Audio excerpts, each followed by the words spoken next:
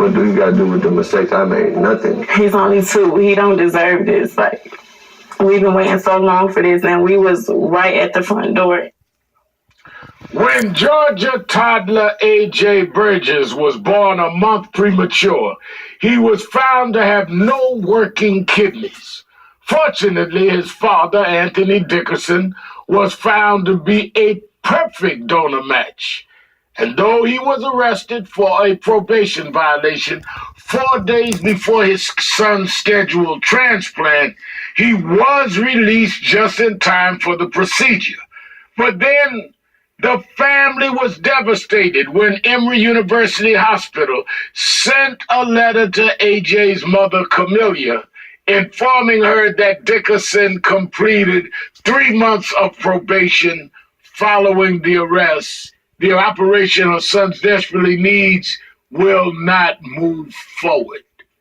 Little AJ's health worsening, time is not a luxury this family has. Joining me now are Anthony Dickerson and Camellia Burgess, AJ's parents. Also joining me are the family's attorneys, Mawoli Davis and Harold Spence. Camellia, and let me first say to you and Anthony, thank you for being with us this morning and the attorneys. But when Reverend Benoit of Clayton County National actually never told me about this, I just couldn't believe it.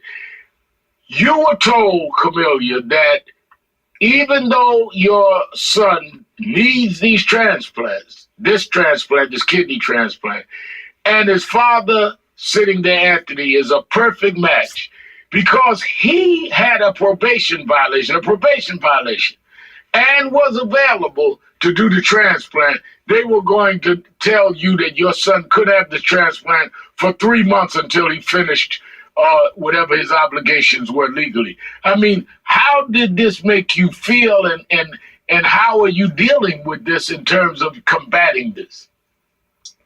I was angry, but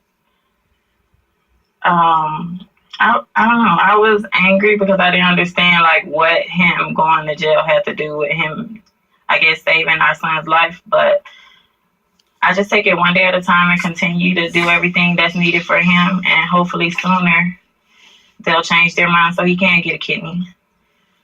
Now, Anthony, you have stood up and said, look, I have to stand up and take whatever for my own actions, but what does this have to do with my son? I'm here in Atlanta where this decision has been made. What would you like people to understand the difference between what you're trying to do for your son and the difference between trying to deal with whatever legal matters you face? What is your appeal to people in the public and the people at Emory University Hospital?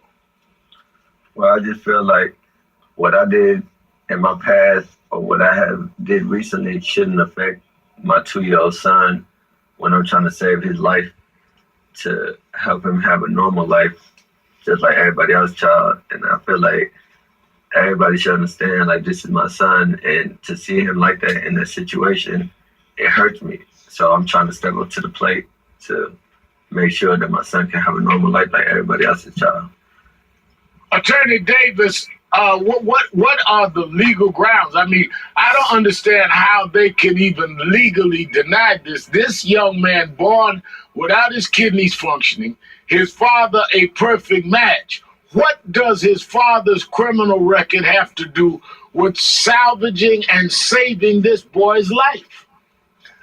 Rev, we believe that it has no bearing at all. Unfortunately, the guidelines that Emory is referring to are very, very broad. This family attempted to meet with Emory and discuss this face to face, and they were actually met with Emory police. They were told no one would talk to them face to face.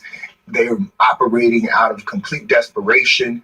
So we are able to make contact with them. My law partner, Harold Spence, has attempted to communicate with Emory. We don't understand this. We don't believe that this child should have to suffer in this way, and that there should be any legal basis for them to deny it. Unfortunately, Emory is a private institution. They make their own rules. And we're doing our very best on behalf of this family to just try to fight for justice, try to raise awareness, try to get Emory to change their mind so that this father can make this sacrifice for his son and not be denied the opportunity to save him. Attorney Spence, I'm sitting here watching as Camellia, the mother's wiping away tears, and certainly Anthony has stepped up and said, "Look, I might have made mistakes, but this is my son."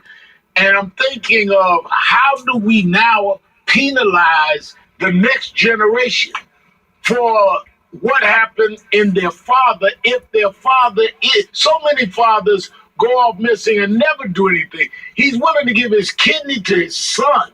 And because of a criminal record, Attorney Spence, he can't help give something to his son when we jump on so many fathers for not stepping up.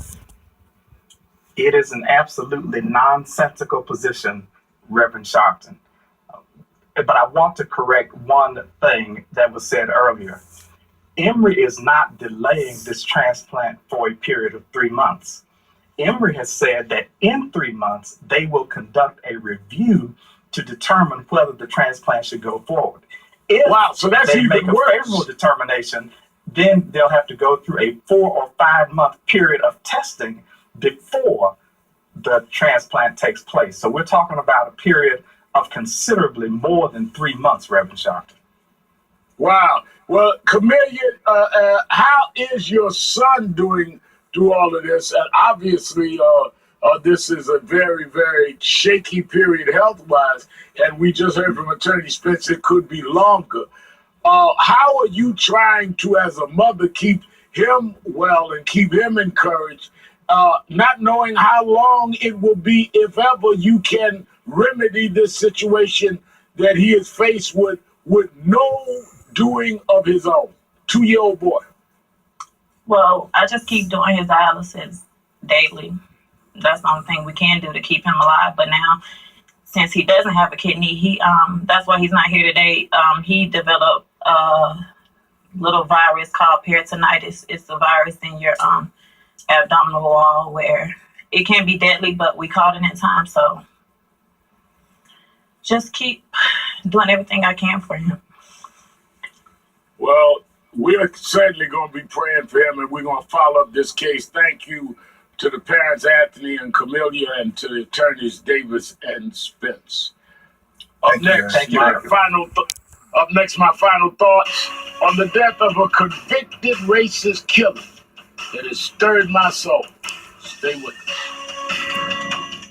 Hello, Joe. Man,